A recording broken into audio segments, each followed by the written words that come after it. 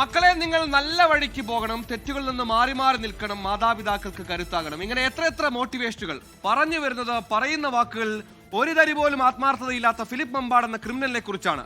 തനിക്കിതേ ഗൂഢാലോചന എന്ന വാദം പറയുന്ന പീഡകന്റെ എല്ലാ വാദങ്ങളും തെളിവുകൾ കൊണ്ട് പൊലിക്കുകയാണ് പോലീസ്. 16-കാരിയെ പീഡിപ്പിച്ച കേസിൽ മുൻ പോലീസ് ഉദ്യോഗസ്ഥനും മോട്ടിവേഷൻ സ്പീക്കറുമായ ഫിലിപ്പ് മമ്പാടിന്റെ റിമാൻഡ് റിപ്പോർട്ടിലെ നിർണായക വിശദാംശങ്ങൾ പുറത്തുവന്നു.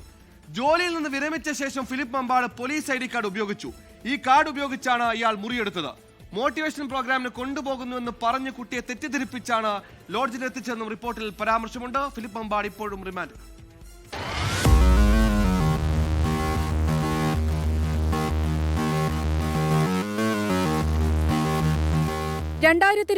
സെപ്റ്റംബറിൽ ലൈംഗികാതിക്രമം നടത്തിയെന്നാണ് കോഴിക്കോട് സ്വദേശിയായ 16-കാരി കൌൺസിലിംഗിനിടെ വെളിപ്പെടുത്തിയത്. മോട്ടിവേഷണൽ സ്പീക്കറായ ഫിലിപ്പ് മമ്പാട് കാസർകോട് കാഞ്ഞങ്ങാട്ടെ സ്വകാര്യ ലോഡ്ജിലെത്തിച്ച് പീഡിപ്പിച്ചു എന്നായിരുന്നു പരാതി. ഫിലിപ്പ് മമ്പാട് പോലീസ് ID ഉപയോഗിച്ചാണ് ഹോട്ടലിൽ മുറിയെടുത്തതെന്ന് റിമാൻഡ് റിപ്പോർട്ടിലുണ്ട്. മോട്ടിവേഷൻ പ്രോഗ്രാമിന് കൊണ്ടുപോകുന്നു എന്ന് കുട്ടിയെ തെറ്റിദ്ധരിപ്പിച്ചു. കരുതിക്കൂട്ടിയാണ് 16-കാരിയെ ഇയാൾ ലൈംഗികമായി ഉപദ്രവിച്ചത്. പിന്നീട് അതിജീവിതയുടെ വീട്ടിൽ പോയി ഒത്തുതീർപ്പിന് ശ്രമിച്ചെന്നും റിമാൻഡ് റിപ്പോർട്ടിൽ പറയുന്നു. സമൂഹത്തിൽ സ്വാധീനമുള്ള പ്രതി മനഃപൂർവ്വം ചെയ്ത ഗുരുതര കുറ്റകൃത്യമാണെന്നും പ്രതി സാക്ഷികളെ സ്വാധീനിക്കാനും വിദേശത്തേക്ക് കടക്കാനുമൊക്കെ സാധ്യതയുണ്ടെന്നും അതിനാൽ ജാമ്യം അനുവദിക്കരുതെന്നും റിപ്പോർട്ടിൽ പരാമർശം. 24 മലപ്പുറം.